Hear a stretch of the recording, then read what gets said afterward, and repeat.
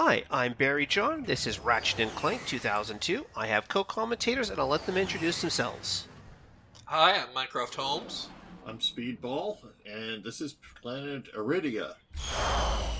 In which we are going to go rescue a guy who is totally not Tony Hawk.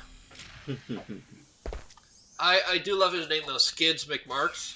Yeah, because it tells you a lot about the character they wanted with this guy.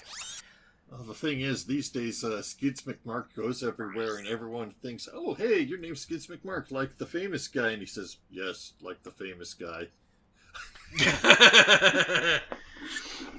My favorite one of those is when Tony Hawk got asked, "Oh, you're Tony Hawk," and he says, "Yes, I am," and the lady said, "Why? Why are you Tony Hawk?" I don't know. Because my dad named me that. I got some great...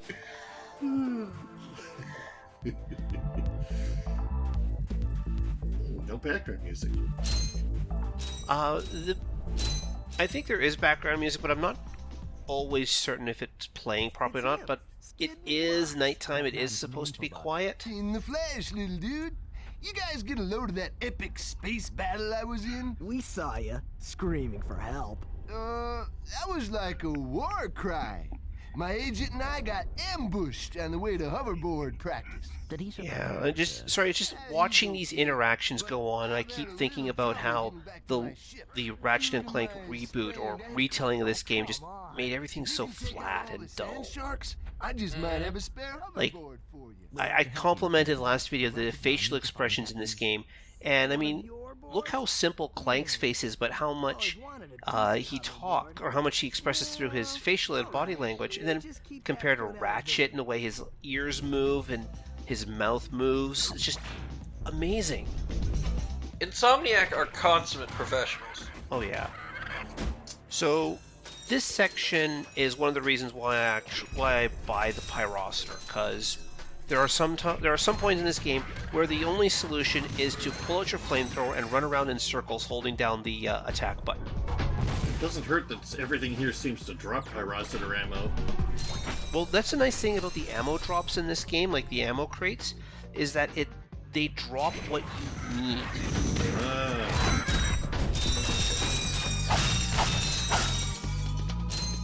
And that's me completely forgetting that, oh no, I can blow that up to get the gold bolt.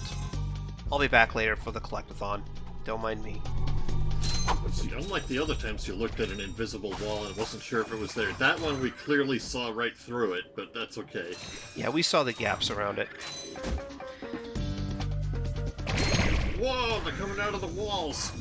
Yep, but And this is before they added the strafe functionality. They tried to have the strafe in this game, but unfortunately they couldn't get it to work for the release time, so they cut it out. But yeah, like, this entire game is being played without the ability to sidestep.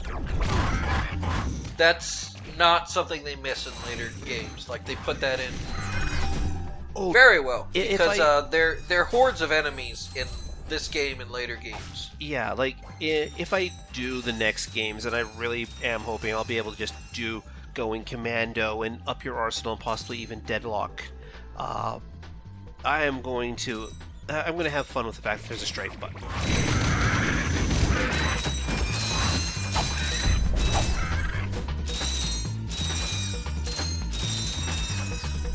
I could have sworn I saw someone on YouTube do one of those challenge videos with only a wrench. You can.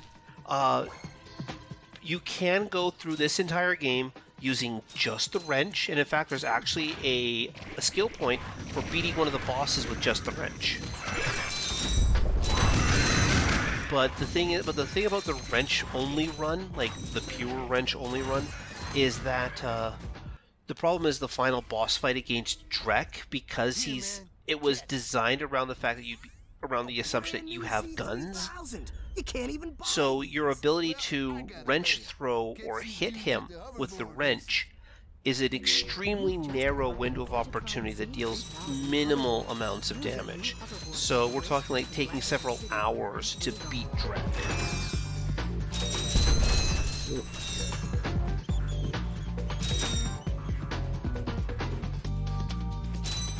Hoverboard works great, but you can't go over water unless you got power.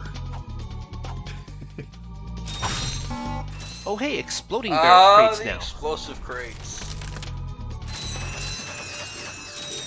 They're the reason why I start never walking up to piles of boxes in the future, because this game will love to hide an exploding crate in the middle of a pile, and so if you're running up to it to, you know, swing your wrench to collect all the bolts, or to destroy the boxes and everything, and then suddenly it explodes in your face, so...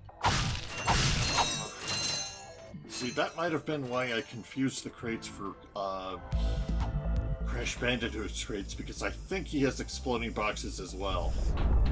Mm-hmm. Oh, yes. Now, for those he of you... has Nitro and TNT, Crash Bandicoot. Yeah. So for those of you playing at home, there is a optimal planet path in this game, and in theory, your actual next stop should have been Metropolis on Kurwan. Me coming to Aridia here is going to be the first case of me needing to actually seriously backtrack in this game.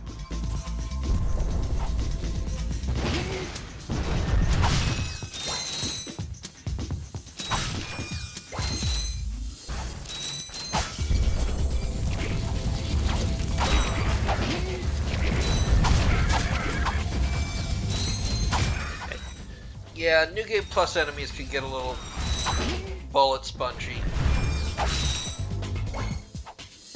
I've just remarked on that because these guys take 2 hits as opposed to the 1 hit from the previous guys.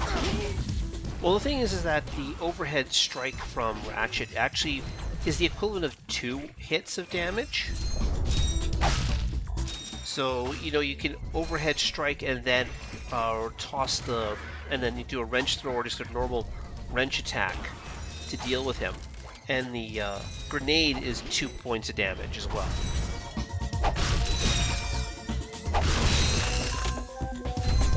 Because, I mean, the numbers involved in this game are very small compared to later games.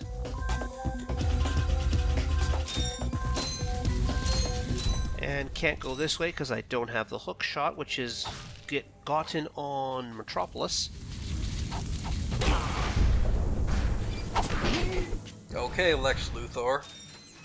Speaking of Lex Luthor, I noticed Drek has glowing blue eyes, and due to the game's simplistic art style, at first I thought that meant he had television screens for eyes, which would not be out of place for an evil CEO-type guy.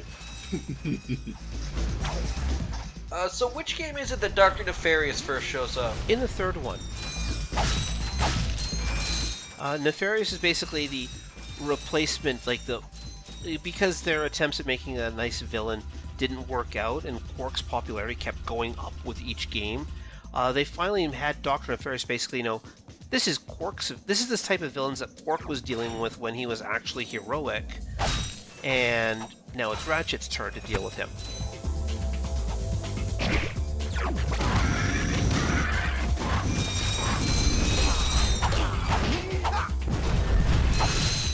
But yeah, Nefarious is in the third game, and he becomes the franchise villain. But no, he was a relative latecomer. I just love him for his... I don't know what you'd call it, his techno superiority. He's like a lot of those weird Silicon Valley types who are obsessed with robots. Or those weird people from Boston also obsessed with robots. Yeah. Hey, you can't go wrong with Brittany Gears.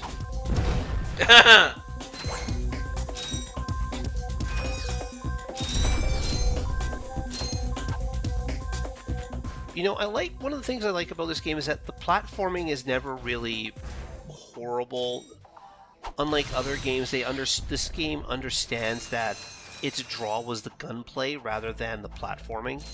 Yeah, and it doesn't have pixel-perfect platforming like way too many other games. Yeah. That goes all the way back to a lot of 2D games like OG Prince of Persia and original Tomb Raider, which was just... Time is killing me. Do you need medical attention, sir? Don't be so literal, son. The problem is I'm stranded on this backwater Man, planet. look at that phone of his. That's not a phone. That's a calculator. No wonder he wasn't getting a signal. You're Skid's agent. Was Skid's agent. Haven't seen him since our ship The crashed. TV An remote. agent without a client is like a flea without a dog. Hey, this is 2002. Phones look like that. If you can bring back the championship prize from the hoverboard races in Blackwater City, And so begins the long-standing tradition of people mistaking Ratchet for competent. I could be the next Skid McMarx. Hey. He wins every time. True. Eventually. Yeah. Well, while he's a great action hero, well, I mean, we are going to talk to the Gadgetron CEO later on. He's just going to say, yeah, no, he screwed up in hiring Ratchet. But, ow, no, stop, sorry about the drowning. But that's it for Planet Aridia. We are going to be heading to Metropolis next time. And I want to thank you all guys for commentating with me today. Thank you. Happy to be here.